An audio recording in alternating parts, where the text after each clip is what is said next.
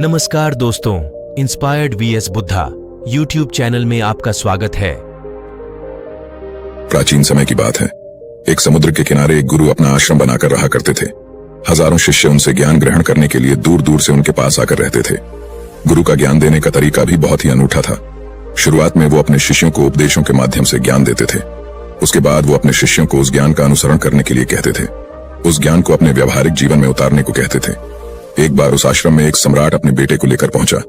उस सम्राट ने उस गुरु से प्रार्थना की और कहा कि आप मेरे बेटे को अपने आश्रम में रहने दें और अपने तरीके से उसे ज्ञान दें। उसे इस आश्रम में बिल्कुल भी ऐसा नहीं लगना चाहिए कि वो किसी सम्राट का बेटा है। उसे बिल्कुल साधारण शिष्यों की तरह ही ज्ञान देने की कृपा करें।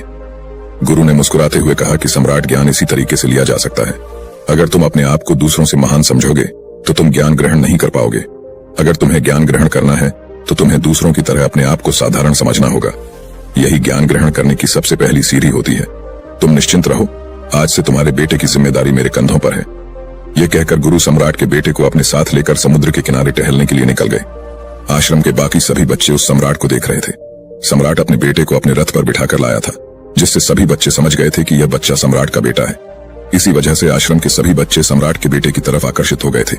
जब गुरु सम्राट के बेटे को लेकर समुद्र पर टहल रहे थे तो सम्राट का बेटा अचानक फूट फूट कर रोने लगा, क्योंकि अभी वो सिर्फ 12 वर्ष का था और 12 वर्ष की आयु में उसके पिता उसे अपने से दूर करके चले गए थे। ये सदमा वो बच्चा सहन नहीं कर पा रहा था। वो नहीं समझ पा रहा था कि उसके पिता उसकी भलाई के लिए उसे उस गुरु के पास करके गए हैं। उसे रोते हुए देखकर गुरु ने कहा कि बेटा, मैं तुम्हें चुप नहीं करूंगा। हो सकता है कि आज मैं तुम्हारे आंसू पोंछ दूं, लेकिन कल तुम फिर अपने आप को अकेला पाओगे। याद रखना, जीवन में इंसान अकेला आता है और अकेला ही जाता है। जितनी जल्दी जो इंसान इस बात को समझ लेता है वो उतनी जल्दी आत्मज्ञान के रास्ते पर निकल जाता है। गुरु ने अपनी बात आगे बढ़ाते हुए कहा कि जो इंसान अकेला रहना सीख लेता है वही खुद से प्यार कर पाता है, और जो खुद से प्यार करना जानता है वो किसी के भी जाने का अफसोस नहीं करता, क्योंकि वो खुद से ही प्यार करता है। धीरे धीरे तुम आश्रम के माहौल में ढल जाओगे। शुरुआत में तुम्हें समस्या आ सकती है, लेकिन कुछ दिनों के बाद तुम इसे आत्मसात कर लोगे। उसके बाद तुम्हें यही जगह बहुत अच्छी लगने लगेंगी।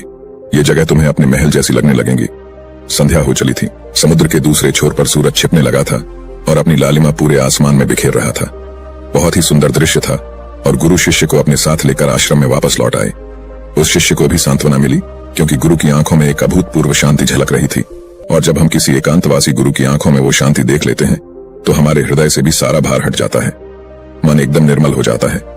जब सम्राट का बेटा रात्रि का भोजन करने के लिए भोजन कक्ष में पहुंचा तो आसपास के सभी शिष्य उसके पास आने लगे।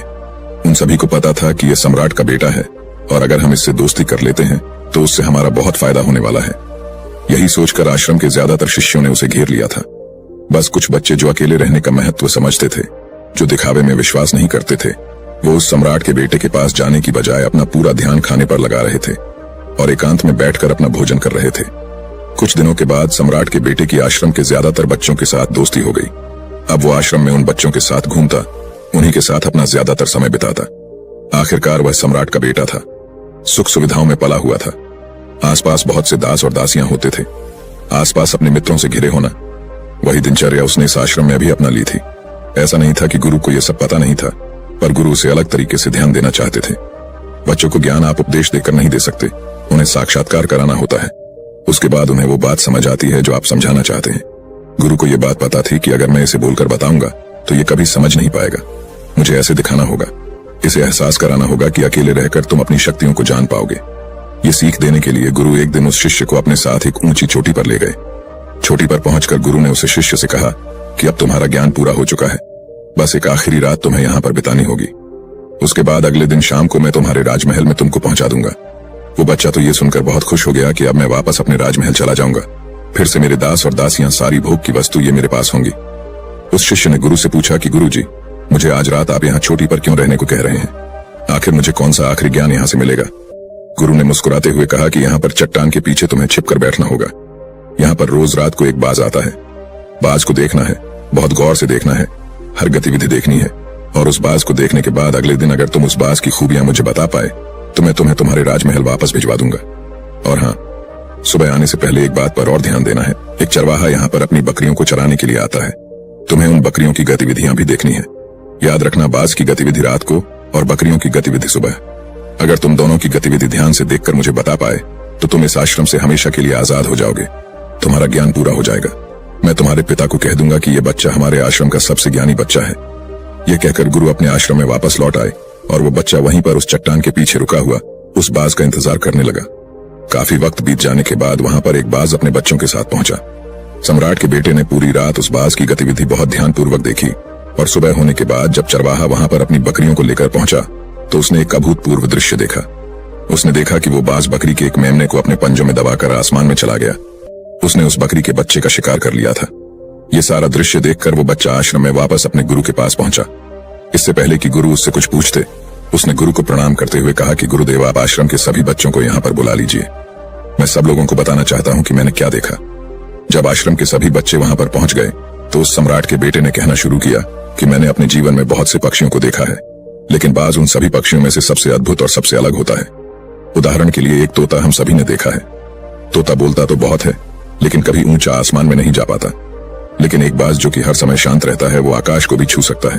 उसमें आकाश को छू लेने का सामर्थ्य होता है। जब भी एक बाज अपने शिकार को निश्चित कर लेता है तो वह उसी शिकार पर अपनी नजरें लगाए रहता है, चाहे वो कितनी भी ऊंचाई पर क्यों ना हो, चाहे कितना भी खतरनाक तूफान क्यों ना आ जाए, लेकिन उसकी नजर हमेशा अपने लक्ष्य पर स्थिर रहती है। आज सुबह जिस बाज को मैंने देखा, उसने हर बकरी को अपना शिकार नहीं बनाया, बल्कि उस बकरी के झुंड में से उसने उस बकरी के मेमने को अपना शिकार बनाया। पहली बात, उस बाज की तरह हमें भी अपना ध्यान अपने एक ही लक्ष्य पर स्थिर रखना चाहिए, चाहे कितनी भी रुकावट क्यों ना आए। हमें अपना लक्ष्य स्पष्ट दिखाई देना चाहिए, पर पूरी एकाग्रता के साथ ध्यान देना चाहिए।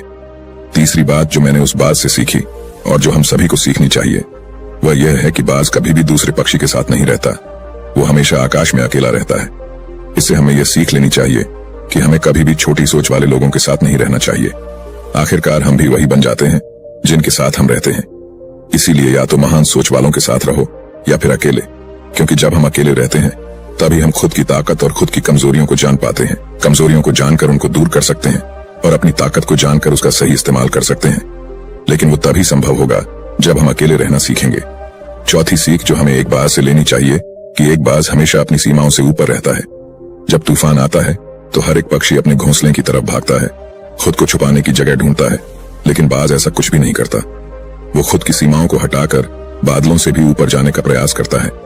हवाएं उसे धक्का मारती है, पंख उसके भारी हो जाते हैं, पानी और धूल की वजह से कुछ दिखाई नहीं देता, लेकिन वो फिर भी आसमान की तरफ जाता रहता है और अंततः बादलों से भी ऊपर निकल जाता है और वहां तब तक ऊपर जाता रहता है जब तक मौसम ठीक नहीं हो जाता। अपनी सीमाओं को सिर्फ इसलिए हटा पाता है क्योंकि वो समस्या के आने पर उससे घबराता नहीं है, उसे डर कर बचने का प्रयास नहीं करता, बल्कि एक सकारात्मक नजरिए के साथ उसका सामना करता है। जीवन में चाहे कितनी भी रुकावटें क्यों ना आए, हमें उन रुकावटों को हराना चाहिए, न कि उनसे डरकर कहीं छुप कर बैठना चाहिए। बहादुर तो वो लोग होते हैं जो तूफानों से टकरा जाते हैं, कायर तो अपने घर में, अपने घोंसले में, अपनी जगह में आराम से बैठ जाते हैं। पांचवी बात जो हमें एक बाज से सीखनी चाहिए कि बाज कभी भी अपने घोंसले में घास के कोमल तिनके नहीं रखता। जो तिनके कोमल होते जाते हैं वो उन्हें निकालकर फेंकता रहता है। उसी तरह चाहे कितनी भी आरामदायक जिंदगी आपको मिली हो, लेकिन उस आराम से ऊपर उठकर अपने आलस्य को हटाकर जीवन में मेहनत करते रहना चाहिए। जीवन में पसीना बहाना चाहिए, शारीरिक मेहनत करनी चाहिए। अपने घोंसले से कोमल तिनके उठाकर फेंक दो और आज ही अपने आलस्य को हटाकर निकलो। हर दिन अपने आप को चुनौतियां दो, हर दिन मुश्किलों का सामना करो, क्योंकि वही मुश्किलें तुम्हें मजबूत बनाएंगी। जंगल के राजा शेर को भी झुंड बनाकर शिकार करते हुए देखा जा सकता है, लेकिन बाज हमेशा अकेला शिकार करता है, क्योंकि वो जानता है कि झुंड में रहना हौसला तो देती है मगर साहस छीन लेती है। आदमी को हमेशा अकेले ही आगे जाना होता है। यही कारण होता है कि वो जल, थल और नभ सभी जगहों पर अपने शिकार का परचम लहरा सकता है। बाज की उम्र लगभग 70 साल की होती है, लेकिन 40 साल में ही उसका शरीर पुराना हो जाता है। नाखून उसके पैरों में धंसने लगते हैं, पंख उसके शरीर में चिपक जाते हैं, उसकी चोंच खराब हो जाती है, उसका शरीर भारी हो जाता है। ऐसी स्थिति में शिकार करना तो क्या, जीने की भी हालत नहीं रहती उसकी। ऐसे में उसके पास सिर्फ 2 विकल्प होते हैं। पहला, या तो वह खुद की इस अवस्था को स्वीकार कर ले और भूखा प्यासा मर जाए, किसी दूसरे जानवर का शिकार बन जाए, और दूसरा विकल्प यह होता है कि वो 6 महीने एक बहुत ही दर्दनाक प्रक्रिया से गुजरे और खुद को फिर से पहले जैसा मजबूत बना ले। लेकिन बाज दूसरा विकल्प चुनता है। इसके लिए वो खुद को एक बहुत ही ऊंचे चोटी पर ले जाता है, जहां वह पहले अपने सारे पंख खींच खींच कर निकालता है और फिर चट्टान पर पैर मार मार कर अपने पंजे कुतर देता है।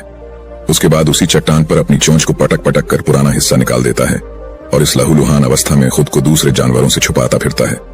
अगले 6 महीने तक वो इसी दर्दनाक प्रक्रिया से गुजरता है और इंतजार करता है नए चोंच, नए पंखों का।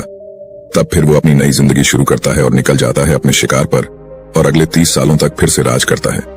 इसीलिए समय आने पर हमें भी अपनी पुरानी आदतों को त्यागना होता है और कुछ नया सीखना होता है। समय के साथ बदलना होता है, अपने आप को तैयार करना है, वरना हमारा भी शिकार हो सकता है, हम भी पीछे रह सकते हैं। इसके बाद सम्राट के बेटे ने बकरी की विशेषता बताते हुए कहा कि बकरी हमेशा झुंड में चलती है।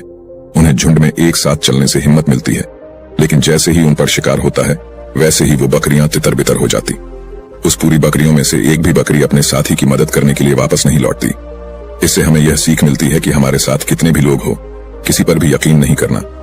यकीन करना तो खुद पर करना, क्योंकि बुरा समय आने पर वो बकरी तितर बितर हो जाएगी, आपको पता ही नहीं चल पाएगा। गुरु को प्रणाम करते हुए सम्राट के बेटे ने अपने गुरु से कहा कि गुरुदेव, अगर मुझसे कोई सीख रह गई हो तो कृपया करके आप बताने की कृपा करें। गुरु ने सभी बच्चों को संबोधित करते हुए कहा कि ये सभी बातें जो अभी इस बच्चे ने बताई हैं सब सही है, लेकिन ये सारी खूबियां आप लोगों में तभी पैदा हो पाएगी जब आप अकेले रहने का अभ्यास करेंगे। आपने देखा होगा कि बाज कभी भी किसी दूसरे पक्षी के साथ नहीं रहता, ना ही किसी के साथ अपनी दोस्ती बनाता। वो आसमान में अकेला रहता है और अकेला रहने की वजह से वो अपनी ताकत और अपनी कमजोरियों को जान पाता है। इसके बाद गुरु ने अपनी बात खत्म करते हुए कहा कि मैं आज रात इस सम्राट के बेटे को इसके राजमहल में पहुंचाने के लिए जा रहा हूं, क्योंकि इसकी सीख यहां पर पूरी हो गई है। और यह कहकर गुरु उस सम्राट के बेटे को राजमहल की तरफ ले जाते हैं। तो दोस्तों, ये थी आज की कहानी। ऐसे ही शिक्षाप्रद कहानी सुनने के लिए हमारे YouTube channel inspired VS Buddha को सब्सक्राइब करें। धन्यवाद।